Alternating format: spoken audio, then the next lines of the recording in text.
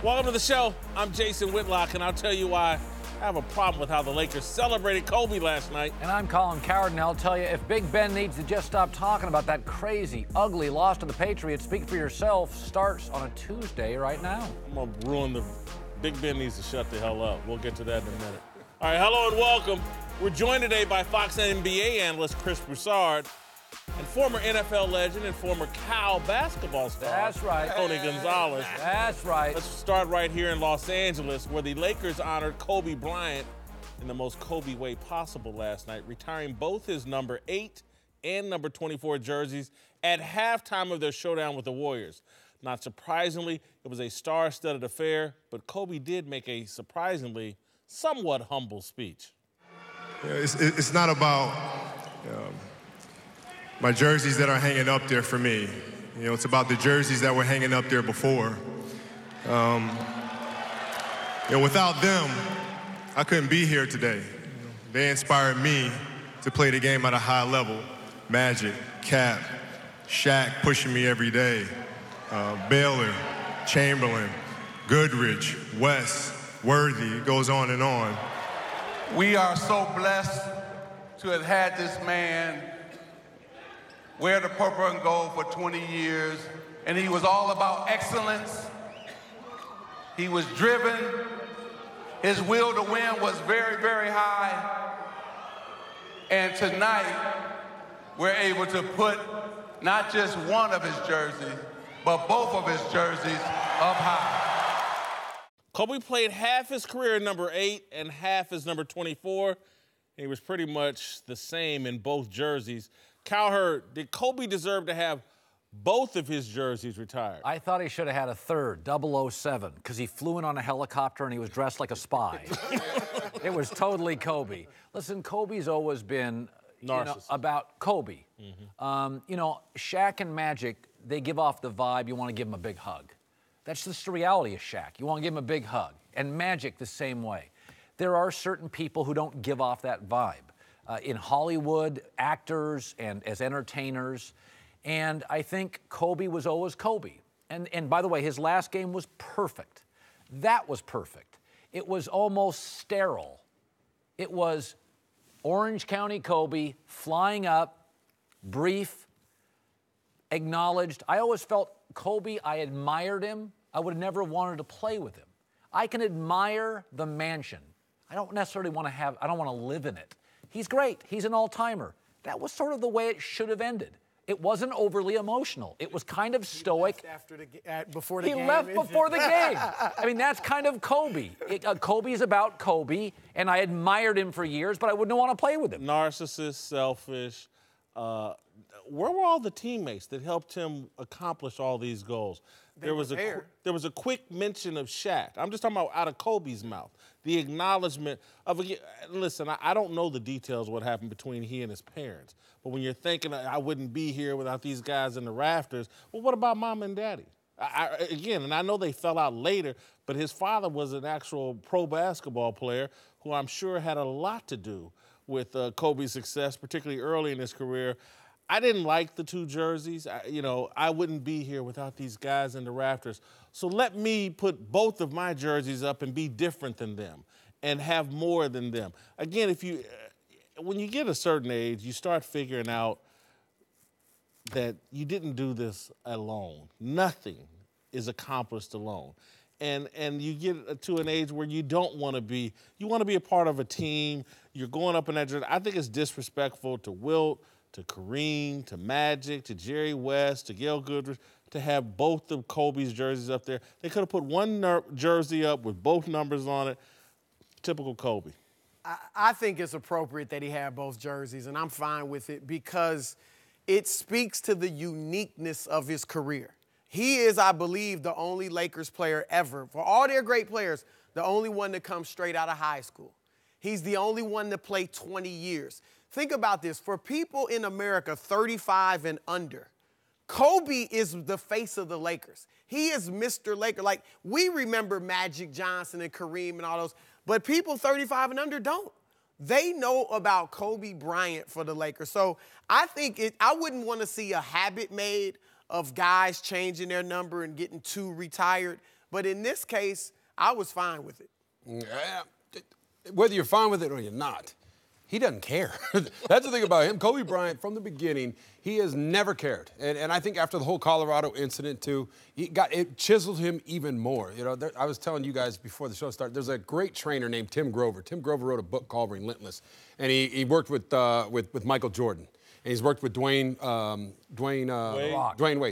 Wade, and he's worked with Kobe Bryant. And he talks about the dark side of these type of athletes. Read that book if you really want to understand the mindset of someone like Kobe, someone like Dwayne Wade, where they don't care. It is one mission and one mission only. He's not here to satisfy us or to satisfy his teammates. All he cares about is winning more than anything else in the world. Literally more in family, more in religion, more in money, more in fame. They want to win that game at all costs, and they'll do whatever it takes to win that game. He's not trying to make friends. He's trying to get there, get out, and go home back to his family and hang out because all he cared about was winning throughout his whole career. You know, all athletes, to some degree, have to be selfish. I mean, you just have to be, because there's only 24 hours in a day and you sleep 8. And so if it was like 8 work and 8 sleep and 8 social with friends, at some point, basketball's culture is about the young prodigy. And Kobe was, for about a 10-year window, the prodigy. And so the culture of basketball has shaped, by the way, even LeBron, who we think of as communal, he's cryptic messaging. He's manipulating this message, and it's about relationships with everybody he played with, real relationships. LeBron does, and Kobe, to me, again, I get it being all about winning. There's a process to winning, and again, there's a process of there was a way to handle Shaquille O'Neal and extend the winning with Shaquille O'Neal. I don't think that was handled well. But that's not all on Kobe. Not all on Kobe, but this aloofness, this me, can't step into the other guy's shoes and see what it's like to be a 7. You think Michael Jordan could step into the other guy's shoes? Better than Kobe. One of Jordan's teammates, college teammates, good friend of Michael's still, he told me Michael Jordan, as much as he likes him, was the most selfish person he's ever met in life. Jordan was badgering him. When you gonna come to a Charlotte game? When you gonna come to a game? So finally the guy goes, all right, I'll go to the game. Michael made him pay for his tickets. So, I mean, that's just how, like you said, that's how some of these guys are. That's CEOs of companies. I mean, it's like you said, Steve Jobs. What do you think? Like, his reputation was horrendous. Like, you look at these guys, Lee Iacocca, like, just killers in their fields. But also, too, if you dig a little deeper and you see where he's from, Kobe, okay, right, grew up over in, he speaks Italy, speaks Italian. He grew up over there, never really went to college, so he doesn't understand the camaraderie amongst teammates. This guy has never, he doesn't get it because he's never had it. And so it's kind of hard to come up and be friendly, chum, hanging out with guys when you've always been that young prodigy type. He also moved into the NBA, and he couldn't go drink with players. I remember reading a story in Sports Illustrated. He'd be in his room eating by himself every night in the road. Listen, he did not have the stereotypical black upbringing of a basketball player, and he didn't fit in. Again, the guy speaks Italian. He grew up overseas for a time. He's not even really beloved in Philadelphia. You know, that's Allen Iverson's city. And so I get it. And I find Kobe, as much as it sounds like I'm beating up on the guy, I find Kobe fascinating. So do I. More than anything. I think, and I want to be careful how I say this because it'll come off as a huge negative. But I would love for a documentary to be done on Kobe, similar to the kind of way O.J. Simpson was examined and what he said about race and athletics during that time frame. I think Kobe says a lot about this generation of athletes, where we're at in modern America. Again, I'm sitting there watching all this adulation in Staples Center last night, and I'm thinking about Colorado and this time that we're in right now. And he signed an agreement and paid someone off over something vile and crude and criminal potentially. And he's getting celebrated in this city at this time when men are losing jobs, careers, marriages, everything. Kobe is fascinating. And I'm not sure. He's polarizing more than beloved, but he was beloved last night. Well, he's also, Kobe's very unique. If you look at the greatest players in league history, they're all real unique. There was the sky hook. Wilt could have been a pro volleyball star. Magic was a 6'9" point. Barkley was a 6'6" power forward that could shoot jumpers, and Bird was 6'10.5" and the league's best shooter. Kobe's a little bit of a knockoff brand. Of all the great players, there's always been a chip on Kobe. You know how we talk about NFL quarterbacks have a chip on their shoulder? Aaron Rodgers went to junior college, and Big Ben dropped in the... Kobe's one of the only stars. He got a chip because his whole career, well, you sound like MJ, you play like MJ, you're not MJ. Everybody else... That. Well, but I'm saying is, he's a very unique all-time player. Yeah. I would again make the point, because of his unique upbringing, he chose to be a knockoff rather than an original. When you look at all the other, Allen Iverson to LeBron James to almost at Magic Johnson, they all wanted to be unique and be their own thing. Kobe wanted to be a knockoff because, again, I think he has struggled with his identity. And again, most people struggle with their identities in their youth. I think it has extended for Kobe beyond that, and it made him an aloof person, and it made him, again, it's great he won 5 championships. I think if he had a different personality and was more LeBron-like, he might have 8 I'll championships. say this about Kobe, though. Early in his career, he was certainly aloof. I mean, I remember seeing him at the practice facility and catching him alone and walking up to him outside of it, and he's kind of looking at me like, how dare you come up in my space, you know? But as time went on, he became a lot more personal. I think part of it, he entered the league at 17. Yeah. And we literally saw him grow up in a fishbowl in front of us. And I noticed later in his career, he was a lot different, a lot more personable, a lot more friendly. And I'll say this, I have to be honest, I don't think it's just a front. But when you watch Kobe Bryant, whether you saw it last night, whether you saw some of the interviews he's done, you know, leading up to this jersey retirement, he seems very well-adjusted. And he is not courting the spotlight. He's not out there trying to get on NBA TV shows and talk about the game like a lot of other players. There's nothing wrong with that, but it speaks to me like he's comfortable with who he is. He's just going to be this businessman. He wants to tell these stories and, you know, do what he's doing. And he's not seeking the attention anymore. So I don't think the narcissism, it doesn't appear to be still there, because even last night, he wasn't soaking in all the adulation from Iverson and 50 Lakers teammates that were there. He was just get in, get out, and go about his business. Phil, and we won't hear don't about mention any of my teammates. Well, I mean, Phil wasn't even there. Couldn't I argue this, though? I mean, he's authentic to who he is. And he's got to be. That's what I'm saying. That's back to what Tim Grover says in his book. Like, this is just who these guys are. And it has been a journey back to who he really is, starting at such a young age. Growing up, being in the spotlight, I was in Kansas City. It's not even close. He's in Los Angeles with the greatest franchise of all time. Growing up, being a superstar, going through all the adversity that he went through. It's hard. It's hard. By the way, Peyton Manning's out there. I eat Oreos. I drive a mid-sized sedan. You think he does? That's inauthentic. Kobe's like, man, I'm aloof. I came in on my helicopter. I didn't even stay for the ceremony. I'm out. That's who he is. I like Tony's point about growing up here in Los Angeles. He's a child star who Chris has actually handled it pretty well for being a child star in this spotlight. Hi guys, Colin Cowherd here. Before the show moves along, I wanted to tell you that Speak for Yourself is brought to you by Freshly. Freshly delivers fully cooked, prepared meals straight to your door. No more coming home, wondering what's for dinner, because Freshly's team of chefs and nutritionists are here to save the day. Skip the shopping, chopping, and cleanup. Boom, it's yours. They're fully cooked. All you have to do, heat them up. Each meal ready in only 3 minutes. Delivery and takeout, hit and miss. You know that. Sometimes it comes cold. Why run the risk? How about guaranteed quality meals from Freshly? Easy, no dishes to worry about. Freshly's menu has it all. Sicilian-style chicken parm, Mediterranean shrimp bowl, sweet and sour chicken. These meals are restaurant quality. To try Freshly out, go to freshly.com/Fox Sports to get $20 off your first week. That's 6 meals for just $39 plus free shipping. This offer is only valid for a limited time. Go to freshly.com/Fox Sports. $20 off, free shipping. That's pretty good. Consider dinner done with Freshly. Now let's get back to the show.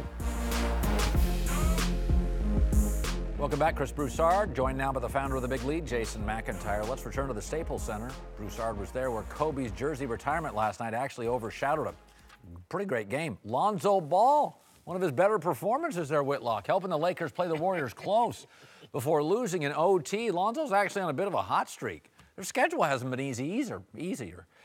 Much better last three compared to earlier in the year. Whitlock, you've been hard on Lonzo. I think the word bust may have slipped out once or twice. Are you ready to admit that he is not a bust? I'm looking at that graphic. Can we get that graphic back? Okay. I'm trying. Last three games, did they forget wins and losses? Does that stat not matter? I think they're 0-3 in those games. They don't have much to work with. And so, hey, it's great. Alonzo's led him to an 0-3 stretch here where he's had 15 points a game. Fantastic. Listen, Lonzo has looked better. I don't know if you could look any worse. And he's starting to shoot the ball a little bit better. But, so I'm ready. I've got my Lonzo meter. I'm ready to move him up. We bringing him home from China, and we're going to call him an NBA role player right now, Lonzo. He's on track to be a nice role player in the NBA. Oh, come on. What? I mean, come on. What? 16, 6'6". No, he almost never turns the ball over. Now his shot. You know how it's in his hand about a half a second every time he gets it. He ain't trying to control or create nothing. It's a hot potato. I don't know. I don't think he's a bust. I didn't say he was a bust. I said he's a role player. I think the same thing. You see this in the NBA, and you see it with NFL quarterbacks. The game's real fast. Like real fast. A lot of big college football players, a lot of long, tall college basketball players, they don't move like the NBA and the NFL. Mitch Trubisky, couple of first starts, is like, whoa, game's way too fast. Yep. And then the guys that don't make it, the game's always too fast. And so Lonzo, the game's not too fast for him. You can tell he's... So when the game's at a standstill and he's standing at the free throw line and shooting 48%, who do we blame for? He's Andre Roberson from the free throw line. Oh, come on. He is. He first of all, he never should have been called a bust. It was way too early. I've already run down the list of great point guards who struggled early. But he is showing real promise. The key is be aggressive. Yeah. The last few games, he has been aggressive. Jason Kidd couldn't shoot, but he was always aggressive, forcing the action. That's what Lonzo's kind of been like lately. And last night, of all the moments that I saw last night, the best one was him going right and pulling up for a little 15-foot jumper that was money. The form was nothing like his typical form. I guess he's been working on it, but if he can nail that. Shot? Was that the game winner? It wasn't the game winner. No. But hold on, Whitlock, here's the thing. He is in that honeymoon stage. Are we blaming Giannis Antetokounmpo because they're not winning? Are we blaming Ben Simmons and Joel Embiid because they're not in the playoffs yet? The Sixers are a mess. The first few years, it's not about winning. It's about can they establish that they're a productive player in this league. He's looking good. One last thing, those 3 games you mocked. Yeah. All right? Mm-hmm. All on the big stage. First trip to Madison Square Garden. Well, facing LeBron. Last night, Kobe's jersey retirement. Woo. The big stage does not bother him. He's been on that. Because Dad's been pumping him up his whole life. He's had to live up to that. I like that. Didn't it look like he belonged last night? Yes. In overtime? A step back on Klay Thompson, attacking the rim. He went toe-to-toe with Kevin Durant in overtime scoring. He really did look good. And I want to say, Whitlock, when you look at his UCLA career, 36 games. He just played his 28th NBA game. There is something to adjusting to the speed and the physicality of the NBA. I'm not worried about Lonzo. We just saw your guy, Victor Oladipo in Indiana, right? He's in his 5th year. Now he's blowing up. Kobe Bryant came off the bench for 2 years with the Lakers. It takes some time for these guys. So Lonzo's good. You invited me to the UCLA game. Mm-hmm. So UCLA before... You invited yourself, but go ahead. So Lonzo, before he got to UCLA, they were just swimming in mediocrity. Yes. And Lonzo comes on, and I sat next to an agent, and he said, oh, you should have seen him with Lonzo. This place was... And then he leaves. What's UCLA? They're back to average. He was literally a culture changer. He went to... Lee turned that whole story. Oh, come on. Oh, come on. Welcome back, Tony Gonzalez. Now Fox NFL analyst Greg Jennings. Guy could really run. Let's move to Pittsburgh, Well, the Steelers are still trying to rebound from the end of Sunday's crushing loss to the Patriots. After the game, Big Ben said the coaches told him not to spike the ball before the game's final play. Today, he took what sounded like a veiled shot at the coaches again, even as he claimed to take responsibility. I probably wish I listened to my gut now, obviously in hindsight, and I should have listened to that instead of listening to the play of running the play. And I tried to make a play to Eli. I don't regret it. I just wish I would have made a better throw. I mean, I'll take the blame for the interception at the end of the game. Do you advise him as a guy that's been a quarterback for so long? Okay, even though we're calling something, you do what you want. Certainly. There's no script for those moments. There's always latitude, professional latitude, particularly that goes with being a veteran quarterback in those circumstances. He is on the field. He is inside the helmet and on the field with those guys. He has a feel of what's transpiring on the field that we on the sideline and in the booth do not have. So that's just, that's normal operating procedure. We call plays all the time that he may change at the line of scrimmage based on game circumstances or what he sees.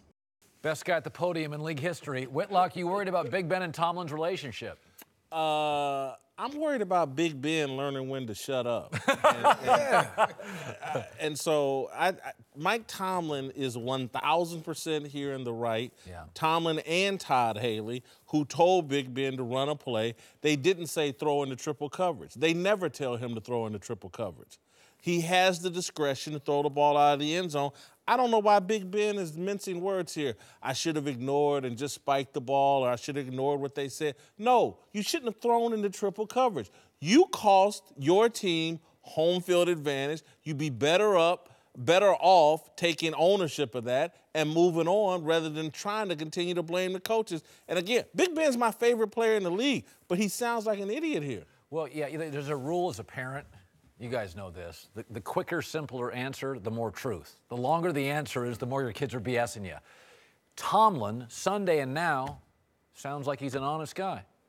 He just sounds to the point, yeah, well, a quarterback gets latitude. And Sunday he goes, I'm not a replay expert. Ben's all over the map. Ben's, I did this, there was a call, it came from the sidelines, I saw a UFO, I am so lost on Big Ben. Tomlin's like, to me, is the straight shooter here. After the game, he's like, yeah, I'm not going to argue about replay. Today, he's like, yeah, he's got latitude. He's a great player. That sounds very authentic and very real. That's how, I was a bad high school quarterback, but that sounds like what really happened. Ben, the story's too long. I can't follow it. Yeah, I struggle with Ben and just his reactions all year. And even going into last year, just when you listen to what he says, it's never on the field. You don't see the altercations or the interactions or the heated moments on the field, which I wouldn't have a problem with that. You look across the field of the team that they play, Josh McDaniels and Tom Brady a couple weeks ago had an altercation and a feud on the field. We saw it. It was evident. I have no problem with that. After the game, what did we hear? Nothing. Nothing but an apology from Tom Brady, the GOAT. First ballot Hall of Famer, as you like to put it. When we listen to Ben, everything goes beyond the game of play. Like, let it go. Mike Tomlin, when we listen to Mike Tomlin, he's saying, look, you have leash. You have control. Once we call the play, you can change it. The outcome of the play is dictated by you, your performance then. We have no control over that. We give you that freedom. We give you that liberty. But don't continue to throw us under the bus. Yeah. And that's what he does. Yeah, but this is who Ben Roethlisberger is, though. We've kind of figured this out over his career. He's that guy who says, oh, I'm going to retire. Oh, I'm going to be hurt. You know what we call that? We call that a drama queen. I'm trying to be an actor. I think he'd be a good actor because that's him. He's that guy. He wants to draw that attention to himself, and it's fine. I have no problem with it. Coach Tomlin responded perfectly, I thought. This is just how it is with them. It's that dysfunctional relationship that works. It's that married couple that's been together for 50 years, and all they do is argue the whole time, but they're still together. It works. Yeah, these quarterback head coach relationships, Shaq and Kobe we talked about, they're not ideal. You're talking about profoundly competitive, strong men. Tomlin looks like he can still play. Big Ben's the biggest physical quarterback of my life. These are big men, big opinions, strong messengers. One guy's right and one guy's wrong. Well, here, there's no question this week, you're right. Tomlin feels on point. And I think Tony's making a point and bringing me back to reality in terms of this is Big Ben drama. In terms of you've heard players from in the league for 10 years say, "Oh man, he fakes injuries," or if he goes out of a game, then he comes limping back in. He wants to be the hero. He likes drama. He got some passive aggressive LeBron James in him, and it's annoying at this point because again, they're letting Big Ben hang himself. Basically, it's like we've listened to Big Ben complain for the last 2 or 3 years. And Tomlin just keeps staying on message, and eventually it's like, oh, Big Ben's the problem. I was going to say, I've been critical for the last 2 years of Tomlin. This, to me, is his best week. I've literally shifted. I'm like, this whole thing, I'm like, judge a man in crisis. Right. Like, Tomlin's been really impressive. You know what? You make that point, and I think when we look back and listen to what Mike Tomlin did this year and saying a few weeks back when he talked about the New England Patriots 3 weeks before they even played them, it's almost like he knows his team. You know what? I'm going to throw this out here because I need you guys to make sure that we do what we need to do to make this game what it ultimately will be. And they did it. And then they got to the point where this is the last drive of the game, and it's not on me anymore. It's on my players. And it's on my star quarterback. And he didn't deliver. Everybody did what they were supposed to do except for one guy. That's right. And one guy won't take ownership of it. He keeps throwing everybody. I mean, Juju Smith-Schuster made the big play and got him down there.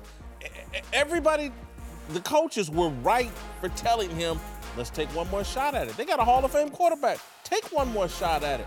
Big Ben blew it. All right, welcome back. Tony Gonzalez and Greg Jennings are back. Let's move to Tampa, where the Falcons held on to beat the Bucs last night. Barely. Despite a so-so game out of Matt Ryan. Being kind. It's been an inconsistent year for Atlanta, but they can clinch a playoff spot with a win over the Saints this week and can actually win the NFC South if they win out. Cowherd, or Matt Ryan's Falcons, phonies or for real? Phonies. You know what I call him now instead of Matt Ryan? Meh, Ryan. What is he an A at? Arm, feet. Jameis Winston last night, to me, made more great plays. He was great. I thought that was the best. I thought he was really. He bought time in that pocket. His defense didn't have any pass rush. I mean, I don't know. I watched Atlanta last. This is why. What is Matt Ryan an A at? Arm, no. Feet, no. Mobility, no. Size, no. His passer rating and his record 10 years in, Dak Prescott's got a higher passer rating and a higher winning percentage. I mean, you guys are all marginalizing me as some hater. I watched the game last night. I thought he was the second most talented guy in the field. Look, Jameis Winston played terrific. He did. And breathed some life back into his career. He needs to stay that consistent.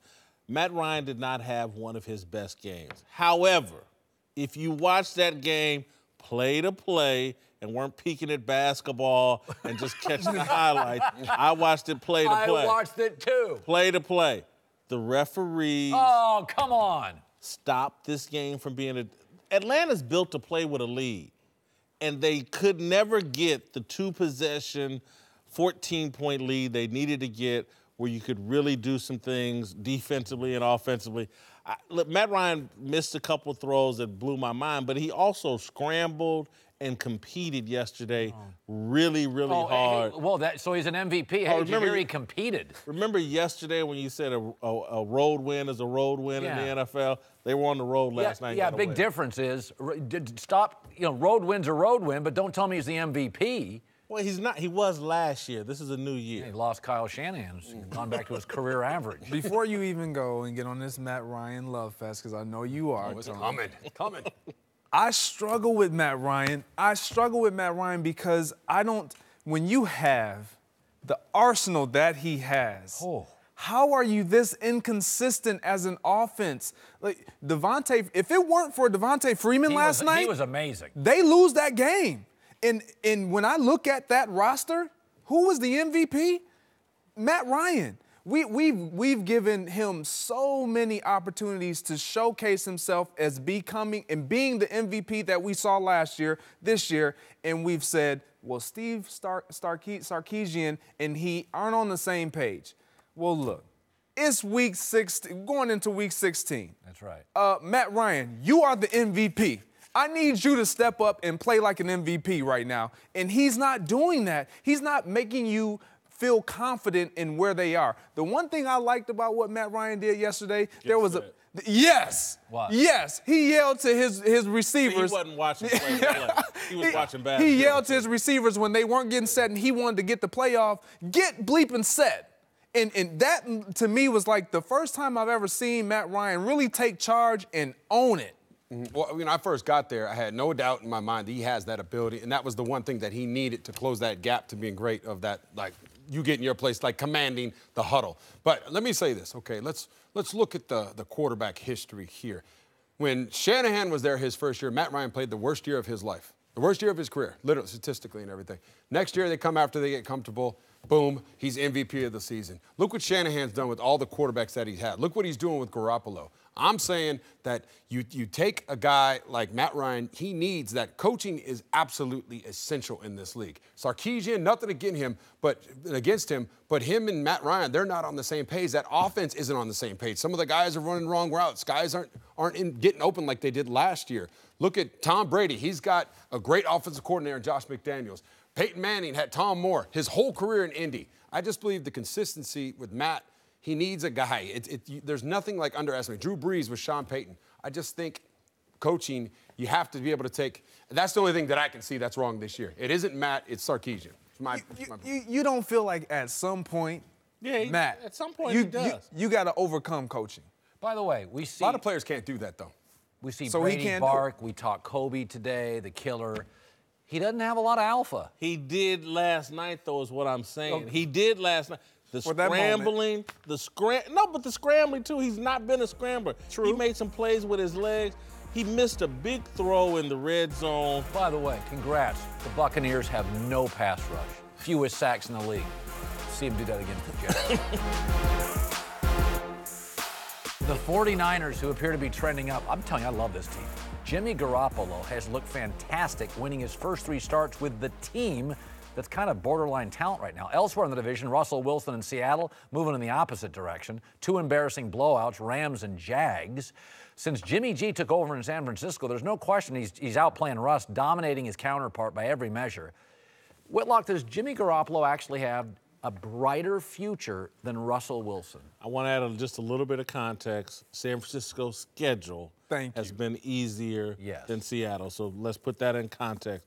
Having said that, though, Jimmy Garappolo plays from the pocket, and he plays beautifully from the pocket, and he has elevated a team that no one think anybody could win with this team, and he has elevated them. I can't believe I'm saying this. I think his future is slightly brighter than Russell Wilson. Listen, I love Russell Wilson. I think he's the best athlete that's ever played the position. Between his high IQ, Cam Newton's played the position. But I from consistency to legs to arm to coachability, all that stuff. Yep. But we cannot, to Tony's point, we cannot forget what Garappolo has. Russell Wilson has a defensive guy, Pete Carroll, who's been tremendous at finding defensive personnel. That offensive line stunk for like 7 years.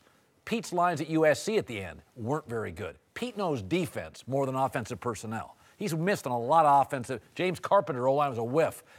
Kyle Shanahan, if Jimmy gets Kyle for 8 years, if Goff gets McVay for 8 years, I'm sorry.